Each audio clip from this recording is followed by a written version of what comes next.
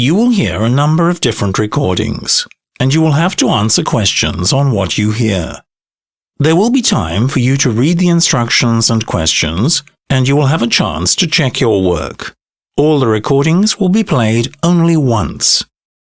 Now turn to Part 1. Part 1. You will hear a man talking to a car insurance agent. First, you have some time to look at questions 1 to 7.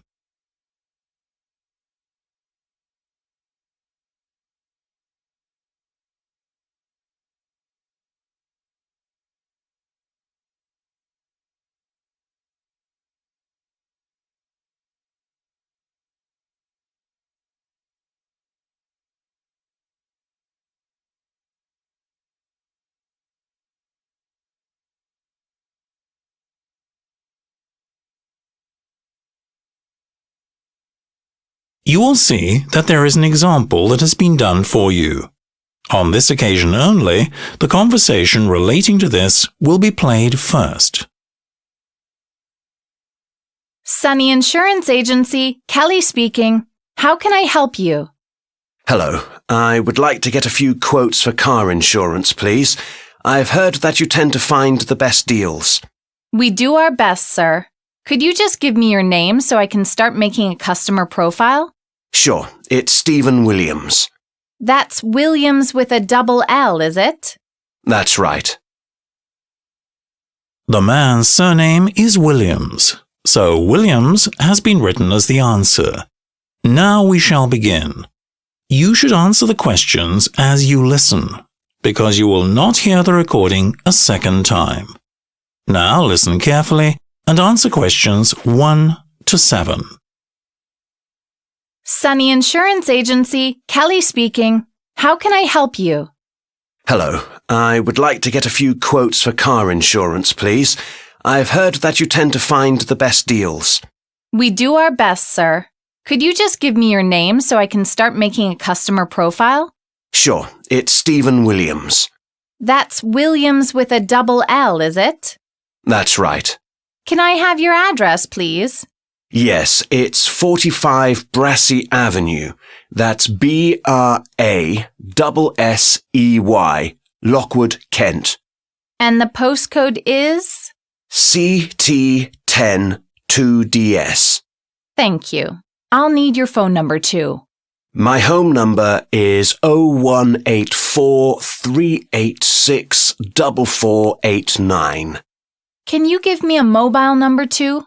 It's 0797 028 529. What's your profession, Mr. Williams? I'm a civil engineer. Right. Now, what make of car is it? It's a Denton. And the model? Explorer. I also need to know the engine size and the year it was made. Let me check. It's got a 1400cc engine, and it was built in 2004. Okay. Have you made any previous insurance claims? Yes, there was one in 2013. The car was damaged by fire, but my policy covered the repair costs. I see. Right. Do you want to insure a second driver? Yes, I do. His name is Barry Williams, and he's 19. Is he your son? Nephew, actually, but he lives next door and I want him to be able to use it. Before you hear the rest of the conversation, you have some time to look at questions 8 to 10.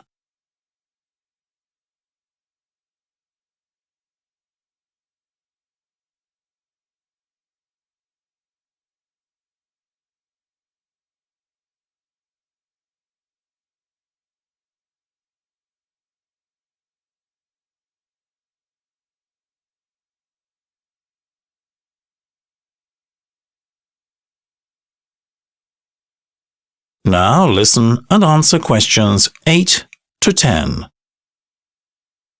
Your information has been put into the system and I'm getting some quotes through now, Mr. Williams. I'll give you offers for 6 months coverage if that's okay. That's fine. The least costly is National Union, who charge £325, although if you renew the policy, the cost would rise quite a bit.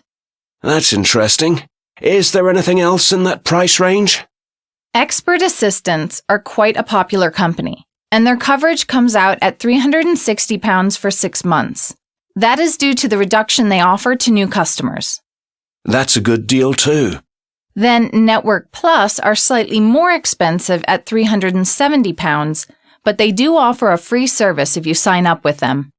Thanks a lot. You've been very helpful. That is the end of part 1. You now have some time to check your answers.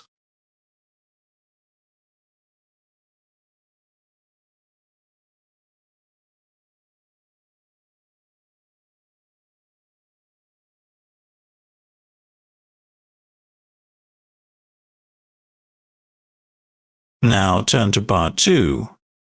Part 2. You will hear a talk about a school trip to Norwich. First, you have some time to look at questions 11 to 14.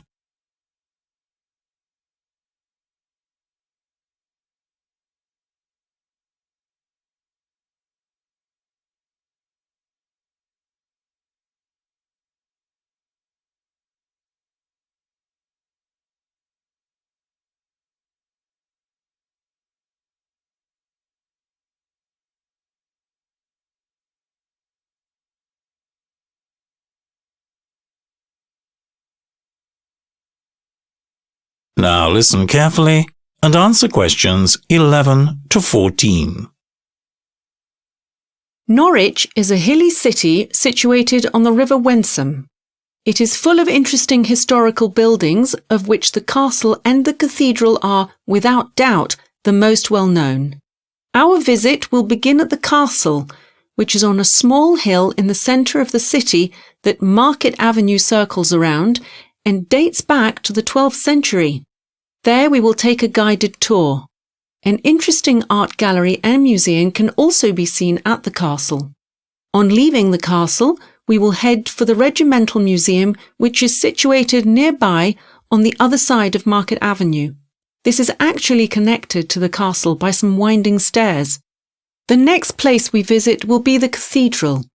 To get there, we will walk through an area which is called Tombland. This was once a marketplace, and its name comes from the Saxon word for open space. From Tombland, we will pass through Erpington Gate to reach the cathedral. This is one of 2 gates that lead from Tombland. The other is called St. Ethelbert's Gate.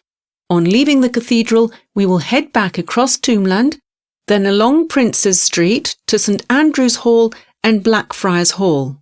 We won't go inside these 2 medieval buildings, but will admire them from the outside. The next place we will visit is just south of the 2 medieval halls on Bridewell Alley. This is the Bridewell Museum, which was originally a private house and then for centuries became the city jail. Today, it is a museum with displays relating to local industry. Before you hear the rest of the talk, you have some time to look at questions 15 to 20.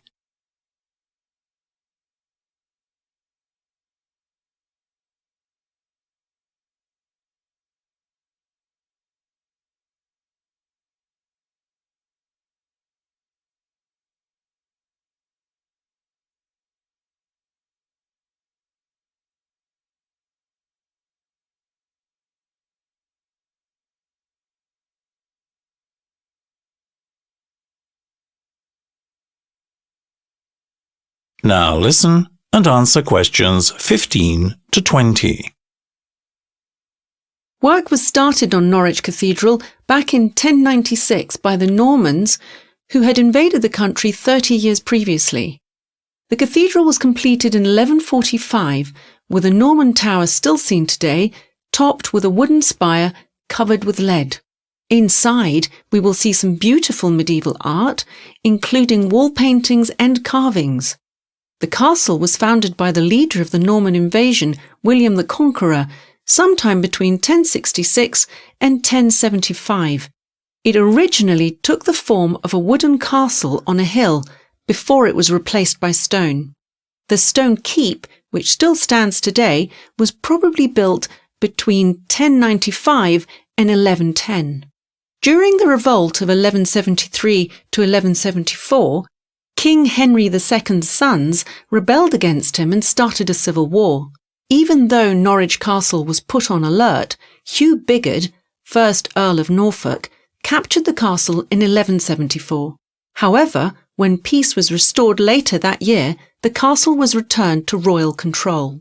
The castle was used as a prison from 1220. This involved some additional building work, but the castle remained almost unchanged for several centuries. The use of the castle as a prison did not end until 1887, when the City Council of Norwich decided to buy the castle so it could become a museum. The task of changing the castle for its new role was undertaken by Edward Boardman, and the museum opened in 1895. The castle remains a museum and art gallery at present and still contains many of its first exhibits, as well as many more recent ones. 2 galleries feature the museum's decorative art collections, including costumes, textiles, jewellery, glass, ceramics, and silverware, and a large display of ceramic teapots. Other gallery themes focus on the history of the peoples who passed through or affected this region. These include Queen Boudica and the Iceni tribe, who nearly pushed the Romans out of Britain, the Anglo-Saxons and the Vikings. There is also a section on natural history. That is the end of part 2. You now have some time to check your answers.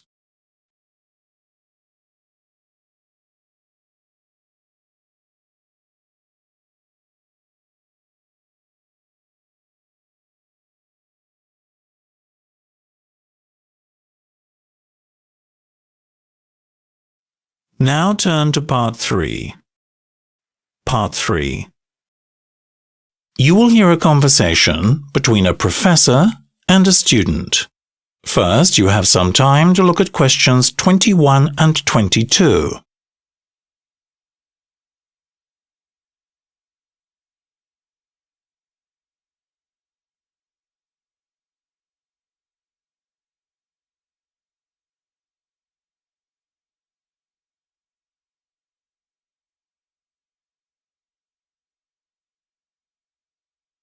Now listen carefully and answer questions 21 and 22. Good morning, Rob. I read your proposal for your evolutionary development project, and I just wanted to discuss a few points with you. So, why did you choose to focus on the development of the human jaw? Well, it has long been acknowledged as one of the keys to human evolution, physically and mentally, and particularly in the development of speech. This led to our becoming the planet's dominant species. So, are you going to examine how spoken language developed and what that meant for early humans? Rather than cover that, I'm going to focus on what the jaw structure allowed early humans to eat compared to other related species such as chimpanzees. A new study suggests the invention of simple stone tools to slice meat and mash root vegetables dramatically reduced the time and energy needed to chew. Therefore, our immediate ancestors were able to evolve the physical features required for speech. That's what I want to focus on. Archaeologists have even claimed to have found preserved tools that date back at least 500,000 years. Will you examine their findings? I considered that, but decided against it. I did want to ask your opinion on what else would be more relevant, like a proposal for new research, perhaps. My preference would be to look at the academic debate, the various views and interpretations of the study. Now that you mention it, I did read various experts discussing previous theories with regard to the new study. Thanks, that's a good suggestion. Before you hear the next part of the conversation, you have some time to look at questions 23 to 27.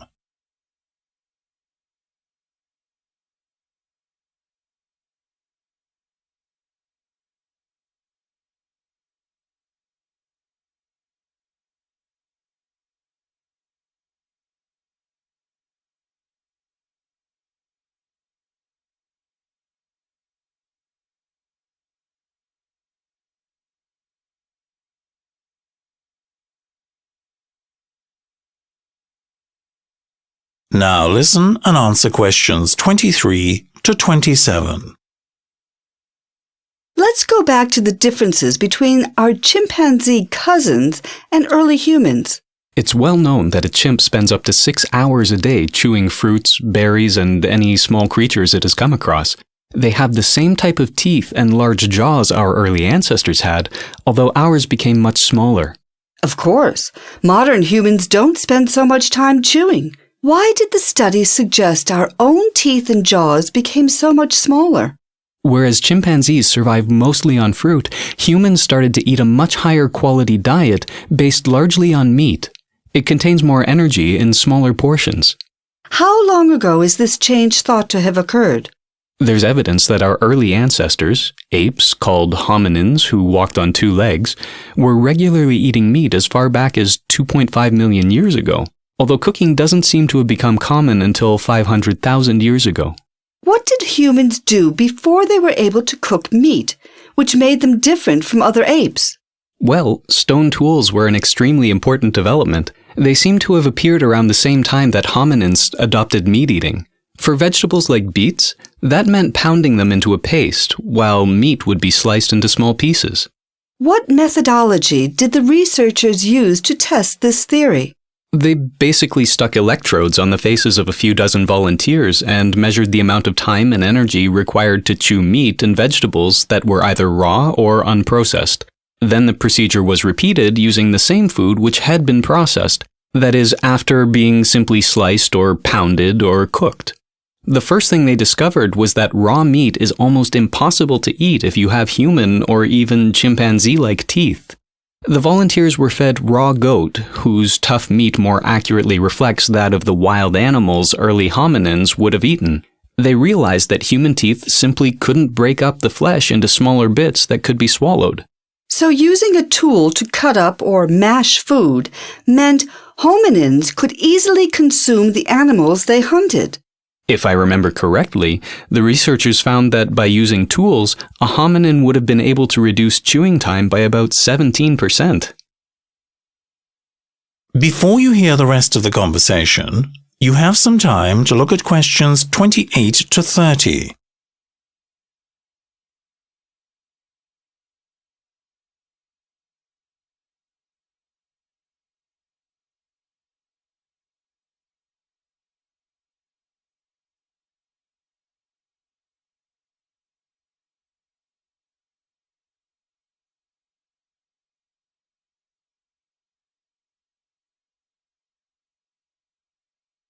Now listen and answer questions 28 to 30.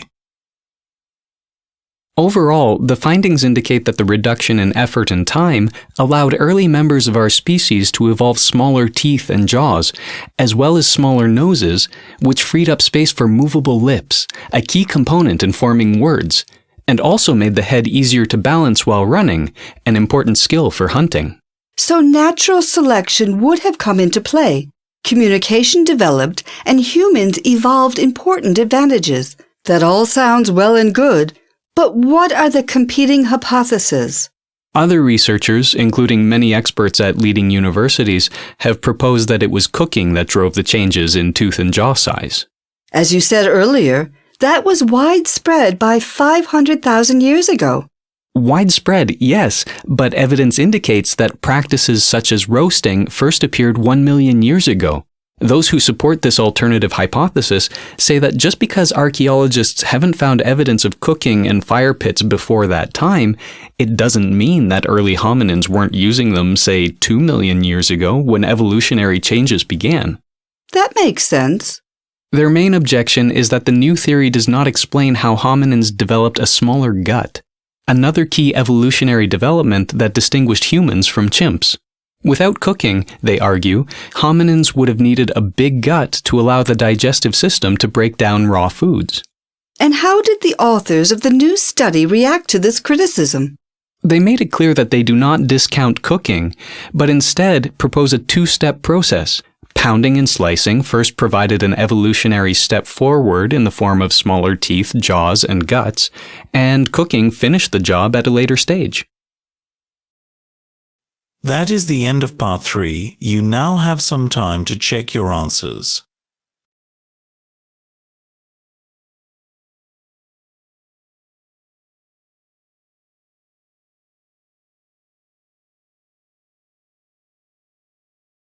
Now turn to Part 4.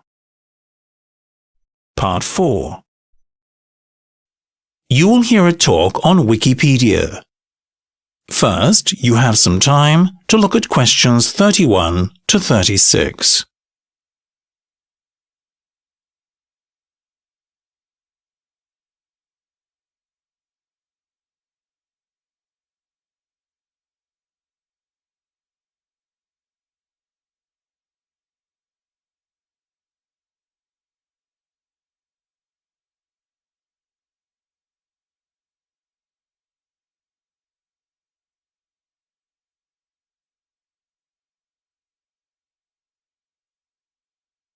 Now listen carefully and answer questions 31 to 36. Recently, I was invited to be part of the audience at an interview with Jimmy Wales regarding Wikipedia, which turned out to be quite stimulating, and it certainly made me reconsider my stance on the issue. Now, as a professor at a top university, I have to admit that I'm a little suspect of the information available on Wikipedia, which of course Jimmy Wales launched with co-creator Larry Sanger back in 2001.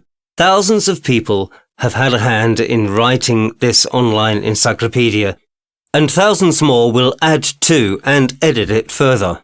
Many millions have accessed the knowledge it contains and continue to do so on a daily basis. It is one of the most popular websites in the world and has a global reach, as illustrated by the thousands and even millions of pages available in multiple languages. Just to highlight the widespread use of Wikipedia, members of the audience were asked if they had accessed the website during the past month. Nearly all the members of the audience put up their hands, me included. When asked who had never read a Wikipedia article, not one single member of the audience raised their hand. However, my main concern has always been that anyone can add and edit the information available in Wikipedia, which, to my mind, brings the whole concept into question. Even Larry Sanger himself has stated that Wikipedia can lack credibility due to a lack of respect for expertise. My point is that perhaps the knowledge contained in Wikipedia is not making us more intelligent, but less. Is Wikipedia truly an accurate, reliable, high-quality source of knowledge? Mr. Wales' answer to this was to explain the fundamentals of how Wikipedia works. He said, "We need to understand that Wikipedia is a dialogue, a discussion between the writer of an article and those who would question his facts, as everything is open to revision. Everything can be debated and challenged, which is why we sometimes see a warning at the top of certain pages saying, 'The neutrality of this article has been disputed.' This means certain people are struggling over whether the information contained within the article is accurate and whether the original sources are reliable. Now, this is where my concerns lie. Who is the author of the article in question? A teenager sitting in a dimly lit bedroom, or a professor who has specialized in that particular subject and who has been researching it for most of his career? How can there possibly be any comparison between the two? Then again, the professor may not be as learned as he would have us believe, but at least he's a professor. Mr. Wales pointed out that quite often when said teenager and professor meet, the former is usually quite impressed by how knowledgeable the latter really is. But if there is no meeting or discourse between the two, how do we ascertain that the teenager is correct in what he's saying? Is there someone constantly checking every detail? Apparently not. However, all material must be verified by a reliable source before the author can post it on the site. Before you hear the rest of the talk, you have some time to look at questions 37 to 40.